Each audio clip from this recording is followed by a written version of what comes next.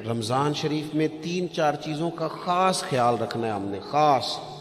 ایک تو رمضان شریف میں قرآن پاک سے خاص محبت فرمائیں، شہر رمضان الذی انزل فیہ القرآن، خاص محبت۔ الحمدللہ ہمارے ہاں قرآن کے عالم بھی موجود ہیں، حافظ بھی موجود ہیں، بلکہ مسجدیں کم ہوتی ہیں، حافظ زیادہ ہوتے ہیں۔ یہ دیکھ لئے مدارس کی خدمات ہیں اللہ کے فضل سے، قراء بھی ہیں، سب کچھ ہے۔ اب ضرورت ہے قرآن پاک سے محبت کرنے والوں کی۔ ہر نقیب، ہر خطیب یہ کہہ رہا ہے کہ سارا قرآن حضور کی تعریف ہے، کہتے ہیں نا جی، تو چاہیے نا کبھی کبھی رکا آئے محفل سے کہ جناب ہمارا دل کر رہا ہے ہمیں سورہ رحمان سنائی جائے۔ کبھی کبھی یہ رکے آتے ہیں نا، فرمائشی رکے، یہ نعت پڑھے، یہ تو جب سب کہہ رہے ہیں یہ حضور کی نعت ہے سارا قرآن، تو کو رکا آنا چاہیے نا، آج سورہ حامیم سجدہ کی تلاوت سنائی جائے، آنے چاہیے نا یہ والے رکے بھی، صحیح کہہ رہا ہوں نا؟ تو خوب ارادہ کریں کہ قرآن مجید سننا ہے۔ ہم کھڑے رہتے ہیں، پاسپورٹ کے دفتر بھی 1.5 گھنٹہ لوگ کھڑے ہیں، شناختی کارڈ کے دفتر میں بھی کھڑے، امیگریشن کی لائنوں میں بھی کھڑے۔ نیت کریں کہ میں نے جم کے قرآن مجید سننا ہے، اور جس مسجد میں پہلی تراویح شروع کریں کوشش کریں کہ ساری تراویح اسی میں پڑھی جائے، اور خاص ذوق کے ساتھ۔ خاص پنجاب میں ایک گاؤں تھا، تو اس میں نا ایک دفعہ ایک بالکل عام سادہ سا آدمی دکاندار تھا، تو اس کا انتقال ہو گیا، تو اس کی قبر سے خوشبو آنے لگی۔ تو اگر پیر صاحب ہوتے پھر تو بچوں کی موج لگ جاتی، کیا بات ہے بھئی، اتنی کرامت۔ عام سادہ آدمی تھا، قبر سے خوشبو آنے لگی، لوگ پہنچ گئے، معلومات کی، گھر تک گئے، کہا کوئی مطلب ٹھیک ہے داڑھی شریف تھی، نمازی تھا، لیکن کوئی ایسی خاص چیز ہم نے نہیں دیکھی۔ تو اس کے گھر والے بتانے لگے کہ نا قرآن مجید نہیں پڑھا ہوا تھا، بوڑھا آدمی تھا لیکن قرآن مجید سے عشق کرتا تھا، کئی گھنٹے قرآن مجید کو وضو کر کے اپنے پاس رکھتا اور پھر انگلیاں چلاتا اور کہتا میرے مالک نے میرے لیے جو بھی فرمایا ہے حق اور سچ ہی فرمایا۔ اسے چومتا، پیار کرتا۔ اللہ نے یہ اعزاز دیا کہ اگر انتقال ہوا تو قبر کی مٹی سے بھی خوشبو آنی شروع ہوگی۔ خدا را قرآن پاک سے پیار کریں، خوب ذوق بنائیں کہ ہم نے قرآن مجید کو سننا ہے۔ دوسری میری گزارش یہ ہے آپ حضرات سے کہ سحری میں اٹھنا تو ہے ہی، سودا لینے کے لیے بھی جانا ہے، ہمارے ہاں دہی دودھ کے لیے بھی لوگ صبح صبح جاتے ہیں، تو ایسا نہ کریں کہ تھوڑا 10 منٹ اور جلدی اٹھ جائیں اور پورا رمضان تہجد کی نماز پڑھیں۔ بڑی پسند ہے نبی کریم کو تہجد کی نماز۔ صبح اگر 2 رکعتیں نصیب ہو جائیں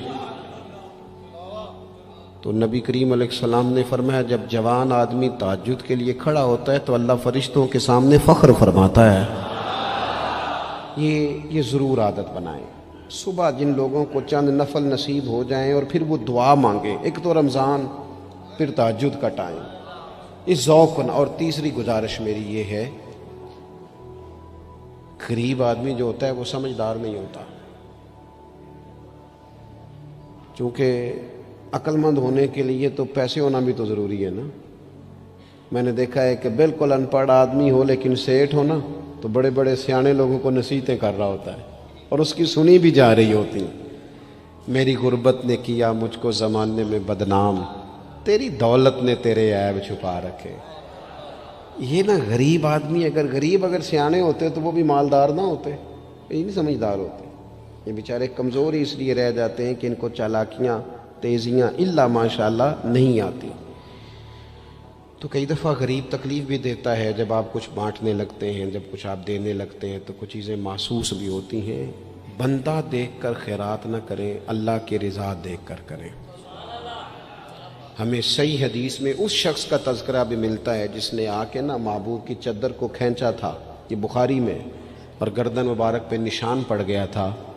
اس نے کہا میں کچھ لینے آیا ہوں، چادر کو کھینچا، تکلیف ہوئی بظاہر، لیکن محبوب نے پھر بھی جب عطا کیا تو مسکرا کے ہی عطا کیا۔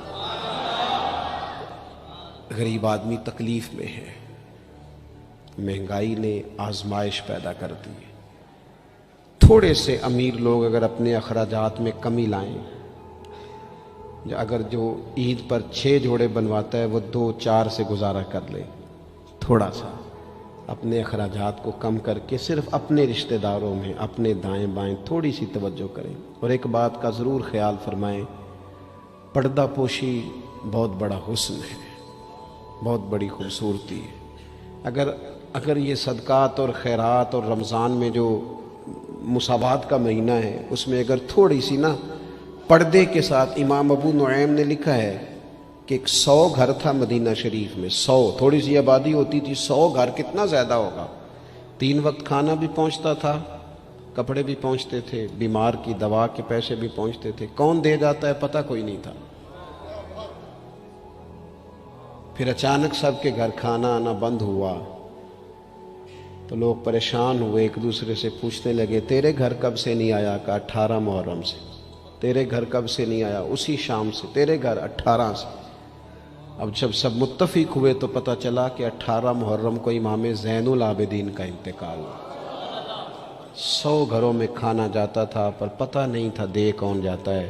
कुछ थोड़ा सा ना, कुछ खबरें ऐसी हैं जो हज़रत उमर बिन अब्दुल अज़ीज़ सुबह अपने खादिम को ना एक सारे दिन के कामों की लिस्ट दिया करते थे। तो एक दिन लिस्ट दी तो वो चाहिए तो ये था ना कि उस पर लिखा होता था कि 11 बजे महकमा तालीम वालों को बुलाना, ज़ोहर के बाद दिफा वालों को बुलाना, शाम को सेहत वालों को बुला लेना। वो लिस्ट जो दी थी उस पर लिखा था कि कल 5000 दरूद पाक कम रह गया था, आज ज़्यादा पढ़ना है। वो फलां बेवा के घर में राशन पहुंचाना है। वो 2-3 लाइनें अभी पढ़ी थीं कि वो हज़रत ने छीन ली, फरमाया ये तो मेरी ज़ाती है। तो मुशीर कहने लगा हुजूर ये कब करते हैं, कभी बताया नहीं। तो आप फरमाने लगे कुछ पैसे छुपा के रखे होते हैं लोगों ने कि मुश्किल पड़ गई तो काम आएंगे। मैंने भी कुछ नेकियां सब से छुपाई हैं, क़यामत में मुश्किल पड़ गई तो अल्लाह के करम से मेरे काम आ जाएंगे। ये कुछ मैंने साइड पे कर दी हैं जो मैंने किसी को बताई। तो रमज़ान शरीफ में ऐसी नेकियों का मौका मिलेगा, कुछ छुपा लें। कीमती चीज़ें सबको नहीं बताई जाती, छुपाई जाती हैं। जो जिनको कीमती समझते हैं ना, करोड़ों रुपया जिसके पास हो वो थोड़ी बताता है। मेरे घर में 50 तोले जेवर पड़ा, थोड़ी को बताएगा। तो कीमती चीज़ें बताई नहीं जाती, छुपाई जाती हैं। अपनी नेकियों को कीमती बनाएं, उनको छुपाएं। अल्लाह के हुजूर दुआ करता हूँ। ये हज़रत ने भी इस पर बात की थी और मुझे भी इरशाद फरमाया, ये जो आपस की रंजिशें हैं ना, जब मकासद बड़े होते हैं फिर रंजिशें नहीं होती। आपस की रंजिशें, बस एक हदीस पाक अर्ज़ करता हूँ, अगर आपकी समझ में आ गई तो बात। हमारे यहाँ ना कुछ लोगों ने सुन्नतों को भी मखसूस कर लिया ना कि ये वाली सुन्नत है। भाई तमाम ज़ाहिरी सुनन और आदाब पर भी अमल करें और जो बातनी कैफियत हैं उस पर भी गौर करें। तिरमिज़ी में हदीस है, उम्मीद है आप याद रखेंगे। नबी रहमत अलैहिस्सलाम ने फरमाया, ए अंस, ए मेरे बेटे, तुमसे हो सके तो सुबह इस हाल में करना कि तुम्हारे दिल में किसी के लिए बुग़्ज़ ना हो।